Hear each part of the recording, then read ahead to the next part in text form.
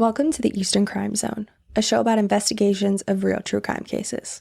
I'm your host, Cassie Millay, and every week I'll take you through new details about cases you're familiar with and completely new cases you've never heard of before. Grab a detective hat and get settled in for a true crime case. This is Eastern Crime Zone.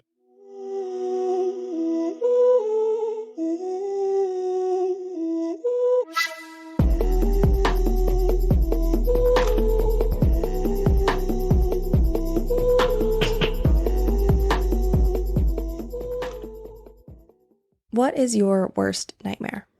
One of mine is being drugged. Obviously, as a woman, this is a very real fear. And when I leave my house, which is almost never, but when I leave my house, I don't leave my drinks unattended. But being drugged or given any sort of substance that you're unaware of would only happen at a bar, right?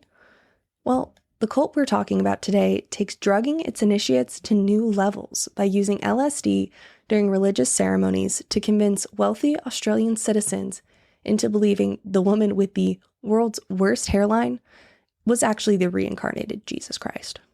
And that's not even the worst of it. Today's case does unfortunately involve physical abuse of children, so if that's not something you want to hear right now, please don't. I'll see you next week with something else. In order to understand how we got to the family cult, let's go back and explore where Anne Hamilton Byrne started. Anne Hamilton Byrne was actually born with the name Evelyn Grace Victoria Edwards. Anne won't change her name from Evelyn to Anne until the 1950s, but we're going to call her Anne the whole time. Now, she was born in the town of Sale, 2 hours east of Melbourne, on December 30th, 1921. She was the oldest of 7 children belonging to Florence Hoyle and Ralph Edwards. Anne's father, Ralph, had fought in World War I and married Florence when he returned. At some point in her childhood, Anne would live at the old Melbourne orphanage, with her father being listed as whereabouts unknown, because he had left the family, fleeing from a war debt. He did reappear when Anne was 3 years old. Her mother during this time was most likely in a mental hospital, because she would spend the majority of her life in one. Florence Hoyle was known in the area for being someone who had lit her hair on fire in the street, and also claimed to be a medium who could speak to the dead. Anne's parents had a lot of issues, clearly, individually, but Anne would later claim that her birth family was enlightened. She would claim a lot of things about them, actually. She said the reason her mother was deemed mentally ill was because she was channeling spirits and that her entire family could astral project out of their bodies and into the spirit world. At 8 years old, Anne would enroll in the Sunshine Primary School on the west side of Melbourne.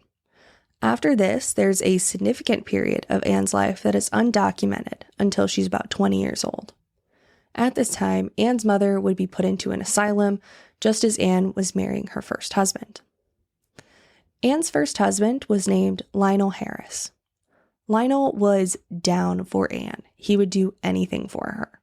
He actually went AWOL from the military for 8 months and was arrested by military police for abandoning his post, because he fled with Anne to Victoria, Australia. Lionel would serve 1 more year in the military before being discharged after this incident. Together, the couple would have 1 biological child together named Judith. Lionel Harris would actually die prematurely. He was on his way to Sydney, Australia to pick up a child, a baby boy, that he and Anne wanted to adopt from the Bernardo homes. He was only 33 years old when 2 cars collided at an intersection, causing his death. Anne would later marry Michael Riley, a South African naval officer, in 1965. This marriage only lasted for 1 year, but put her in contact with the renowned and highly well-connected, influential Melbourne academic, Dr. Rainer Carey Johnson, who is going to be very important in today's case. Michael Riley was Dr. Johnson's gardener. Anne would later start teaching yoga at the Gita School. Anne would later begin teaching yoga at the Gita School of Yoga. This school was opened in 1960 by Margaret Segsman. Segsman was the daughter of a Swiss banker, and she lived in Indian ashrams and followed a Tibetan guru. Anne would meet Margaret on a rainy day and helped her pull some awnings down outside of the yoga school. Anne would introduce herself as a physiotherapist and a nurse. These claims that she was a physiotherapist and a nurse could never be substantiated through registrations with relevant boards or certificates gained from courses completed. It is believed that she would later even borrow part of Margaret's story about having a Tibetan master and making it her own. Yoga was a booming craze in Melbourne in the 1960s, with the popularity of Eastern mysticism and the occult accelerated by the Beatles' trip to India and the hippie movement. Anne gathered a following in the yoga community and was very successful, especially at drawing in wealthy middle-aged women to her classes. She also had a clear spiritual power that got results in the physical world. At Segman's at the Gita school, she is said to have cast a spell on a young man in class who disagreed with her. During this incident, Anne would go into the kitchen when other people were cleaning up, and she muttered, "He's not going to be here tomorrow. He's going to be very sick." And the next day, this man was really sick, and this incident caused Margaret Segsman to break all ties with Anne. But this incident did have others believing that Anne had influence over people's well-being, whether it was for good or for bad. Knowing what we know now, is it possible that she did something to something this man ate or drank? Have we checked on him? Anne's followers from the yoga school would follow her after she had been forced out. With these women, Anne had seen how unhappy they were, especially with their husbands, and convinced many of these women to leave their husbands in order to join her family. The family wasn't really a cult yet, just a group that Anne would refer to as her family. Once the women did leave their husbands, it was much harder for them to question Anne or leave the group. Divorce was not an accepted practice at the time, but Anne accepted them, so they felt like they couldn't really leave. She also would convince gay men to follow her as well, since homosexuality was not accepted in Australia at the time either. The family had grown a decent bit at this time, but Anne wanted more power. And what did she need to get this power? A powerful man. Her husband at the time was the gardener of Dr. Rainer Carey Johnson, as I mentioned earlier. Because of this, she knew a lot about Dr. Johnson without Dr. Johnson even knowing Anne existed. In a roundabout way, this gave her a lot of power over him to convince him that she was clairvoyant. 3 days before Christmas in 1962, Anne would ring the doorbell of Dr. Rainer Johnson in the grounds of his home. Now, Dr. Johnson was the English-born head of the university's Queen's College. He earned an MA at the University of Oxford and in 1922, a PhD in physics at the University of London. He lectured in natural philosophy at the Queen's University, Belfast, in 1923 and 1927. His religious background led to work in Australia, where he was master of the Methodist Queen's College at the University of Melbourne from 1934 to 1964. By this time, he was married with 2 young daughters. His wife Mary held a Master of Science from the University of London. He would also publish several books on mysticism and psychological research in the 1950s and 60s. His beliefs and writings eventually created concern within the Methodist Church and forced him out. So his interests at the time were already perfect for Anne to sink her fingers into and use him. Now, when Anne visited Dr. Johnson, it was just before he was due to visit India.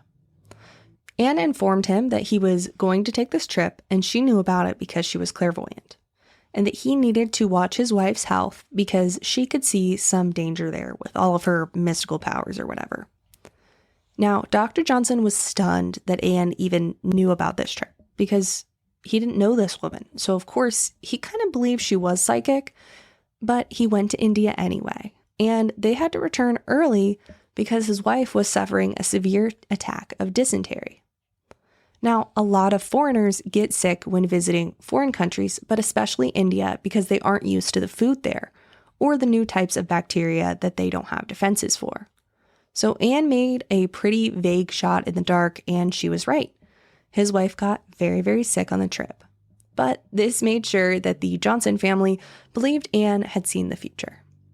When the Johnsons returned to Melbourne, they sought out Anne quickly and became the initial initiates into the Great White Brotherhood, which would later become the family. The name the Great White Brotherhood makes no sense to me as something that Anne herself would pick. It sounds like something a man would name something, especially since it's a brotherhood. So it makes me think that she was giving Dr. Johnson a little bit of wiggle room, letting him name it or something, and then she changed it later. I have no idea where this great white brotherhood thing came from. On May 4th, 1963, Anne's daughter, Judy, 19 at the time, had crashed her car while driving along the Point Nepean Highway near Frankston. Judy had suffered a double compound fracture to the base of her skull and deep facial lacerations. This could have easily resulted in her death. Now, Anne immediately organized spiritual help and prayers, and within 2 days, her daughter was sitting up in bed with blood pressure and temperature normal. A week later, much to the surprise of hospital staff and surgeons, Judy was able to leave the hospital, and Dr. Johnson and his wife took her home with them. Of course, all of this was attributed to Anne's spiritual help. As they reflected on this, Dr. Johnson wrote in his diary that he told his wife, "I think Anne is the most Christ-like person I have ever met." By 1964, Dr. Johnson was asked to retire from the Melbourne University as his rejection of the divinity of Christ caused major doctrinal issues for the Methodist Queen's College.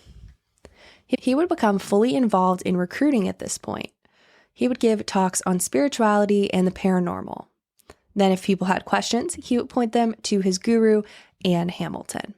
He would help her meet doctors, lawyers, politicians, and social workers who would all fall under her spell. Once Anne had doctors in the family, it was very scary. Anne was able to get different medications. She would get medications from the doctors in this group and poison other members until they were very sick.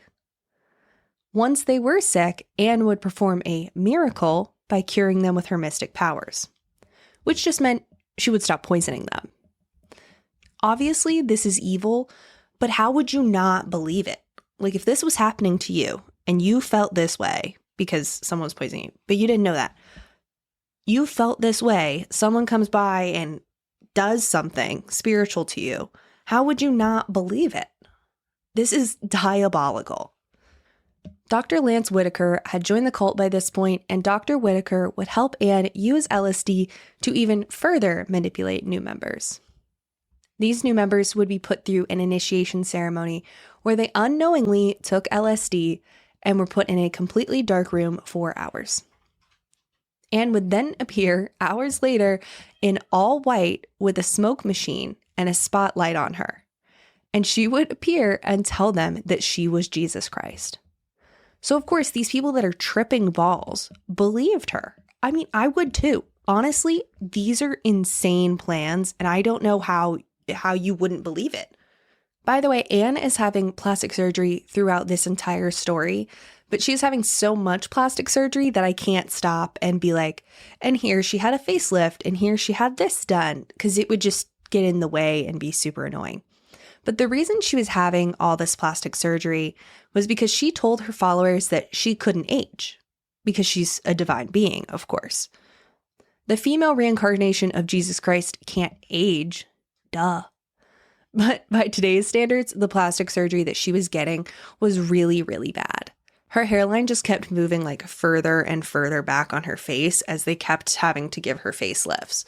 And it does kind of add to how interesting this story is because she just looks absolutely bonkers the entire time. Now, at this point, Dr. Johnson introduces a woman named Joy to Anne. Joy was the owner of a mental hospital who is nearing the end of her own life. Anne wants that mental hospital. She finds out that Joy has one and she's like, that's mine. I'm going to have it. So she puts the charm on Joy and convinces her to change her will to leave the private mental hospital to Anne after her passing. So, of course, Joy does pass away and Anne now owns a private psychiatric hospital. This is when the family becomes even more terrifying. In Australia, at least in this time, you only needed 2 doctors to sign off to get someone involuntarily committed to a hospital. And remember, Anne has a lot of doctors in her pocket at this point. They do whatever she wants. I mean, they think she's Jesus. Anyone who got in Anne's way from this point forward was sent straight to the psychiatric hospital. In 1968, Anne would meet a man named Bill Byrne, and she immediately decided that she wanted Bill. And so she was going to make that happen. That was going to be her man. But Bill was already married. But of course, that's not a problem for Anne because she's never been told no her whole life. So Bill's wife was just sanctioned to the mental hospital and pumped full of drugs. Bill would abandon his wife like a piece of trash. Oh, and his children that he shared with her, so he could be with Anne. So Bill and Anne got married, which changes her last name to Hamilton Byrne. After her marriage to Bill, guess how many members the cult has? 500 members. Over 500 members. Every week, members would meet to listen to Anne's sermons that she would call discourses, while they all did a lot of drugs unknowingly. She would perform miracles, contact spirits, and help her followers speak to their dead loved ones. Of course, she also told her followers the end of the world was approaching because all cults are the same. In return, Anne demanded 10% of all members' income. Since all the members she had recruited to this point were wealthy, Anne immediately became a multimillionaire. Anne would explain to her followers that by listening to her and doing everything she said, they would actually be repaying their karmic debt. If someone wanted to disobey Anne, they would be punished. She obviously had the psychiatric facility that she owned, but she would also have doctors in her cult perform unnecessary procedures onto anyone she wanted, including ordering one man to have a lobotomy. Now, if you don't know, a lobotomy is a pretty barbaric procedure used to sever the connections in the brain's prefrontal cortex that involves drilling into the patient's skull and removing brain tissue. Several immediate and long-term side effects are known after lobotomy: bleeding after the operation, brain infection and abscess, dementia, epilepsy, intellectual impairment, disinhibition and inappropriate social behavior, apathy, incontinence,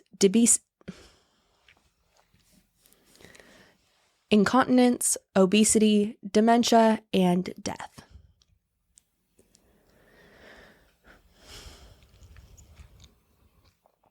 Since Anne had been preaching the end of the world, she was telling her followers that they would need to repopulate with lots and lots of children to create a new master race, which I guess is where the Great White Brotherhood part comes into all this. In the 1970s, Anne was in her 50s, but of course she told her followers she was a lot younger and never aged.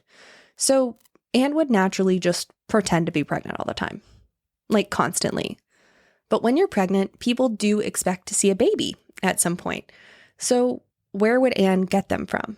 She can't produce one because she's of a certain age, and especially not at the rate that she's pretending to be pregnant for. So where does she get them? Well, she just starts stealing them. Adoption was poorly regulated in Australia at the time, and unmarried motherhood still carried a lot of social stigma. Teenage mothers or mothers in the psychiatric hospital Anne owned would never see their babies again after giving birth.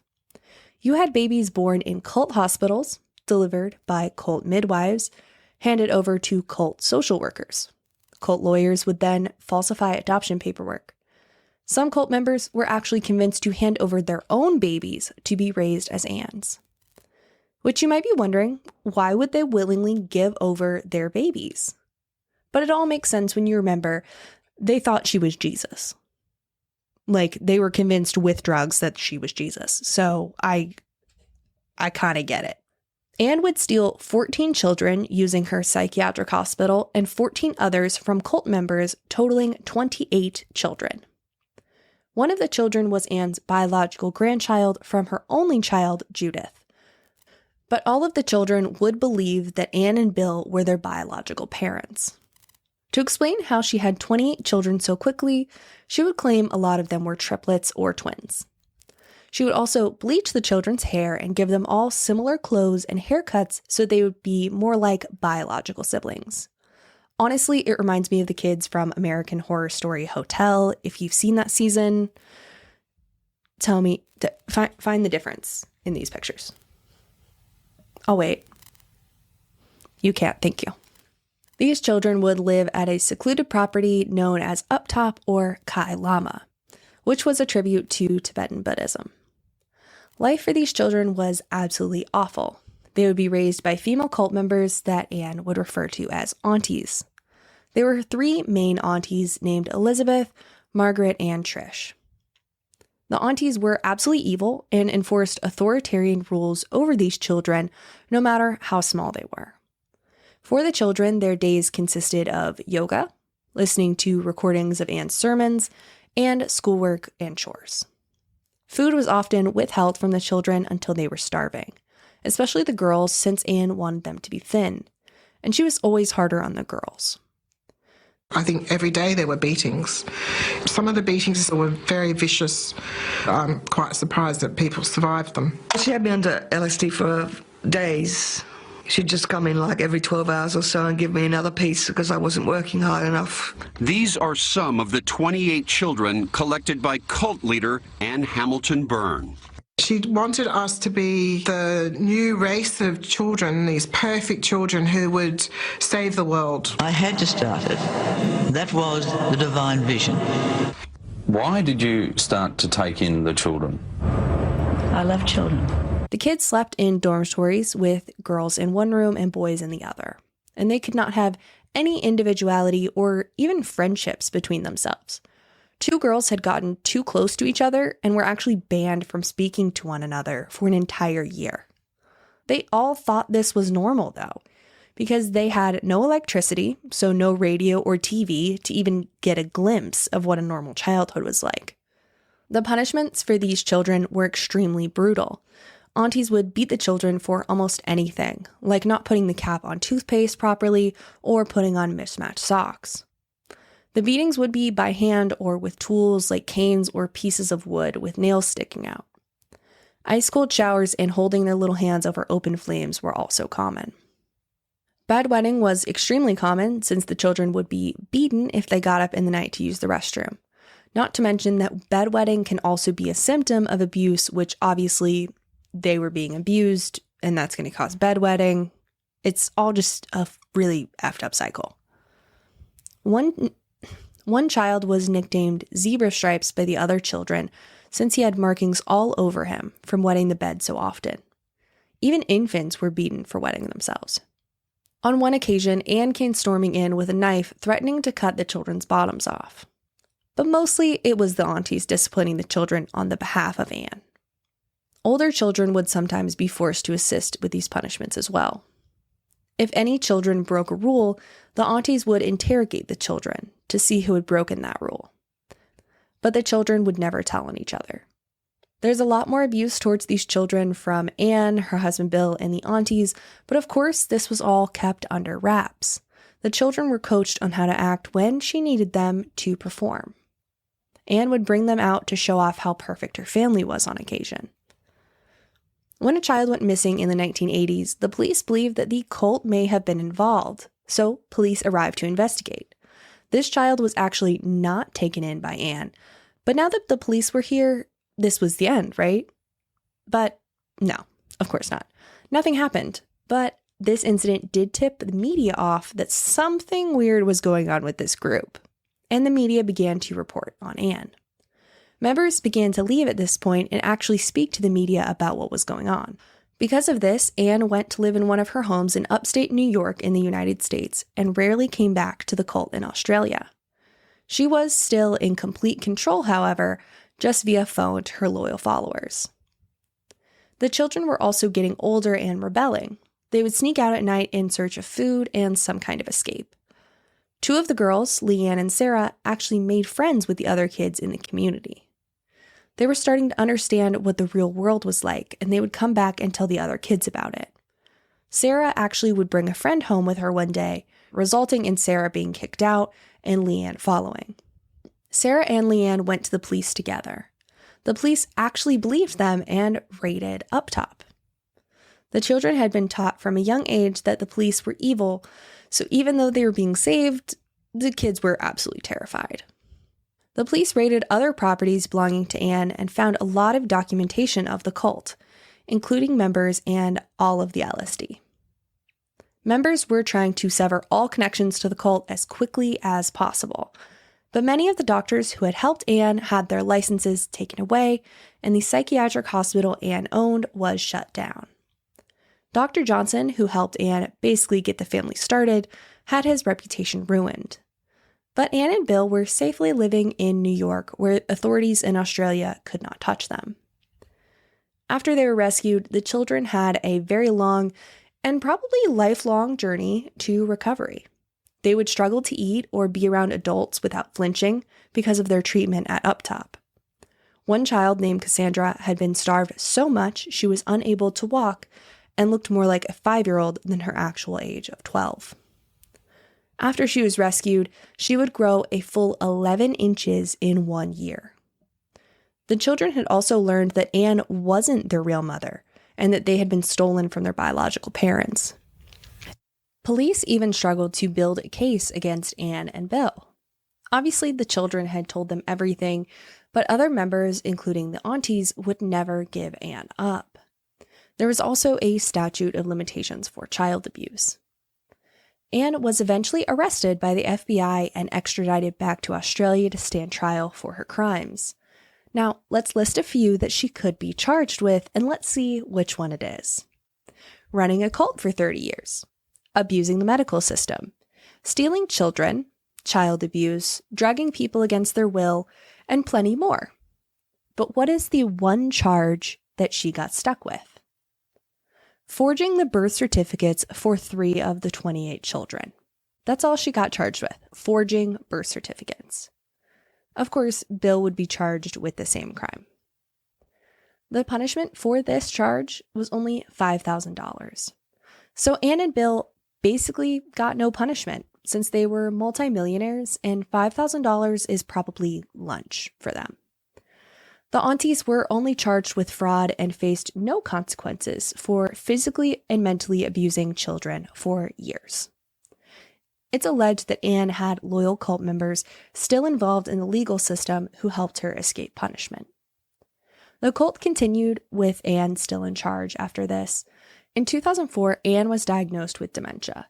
Bill had already died at this point, so Anne was put into a luxury care facility to lift up. Bill had actually died by this point, so Anne was put into a luxury care facility to live out the rest of her days before dying at age 98 in June of 2019. The family inherited all her money and lives today in Melbourne. Peter, does this cult still exist? It does. The family exists in Australia and also up in Hurleyville, New York. That house that you saw on tape there, we actually were shooting out there, and a fellow pulls up and he says, "What are you guys doing here?" And I said, "We're doing a story about a cult." And he goes, "It's not a cult." And he peels out and goes into the driveway of the house. So they're still active and they're still believing in their Messiah. This case is obviously absolutely awful, especially for all the children involved, people who were unjustly admitted to psychiatric facilities, drugged against their will. But the most infuriating part is the lack of consequences for Anne, Bill, the aunties, all of the people who made all of this possible.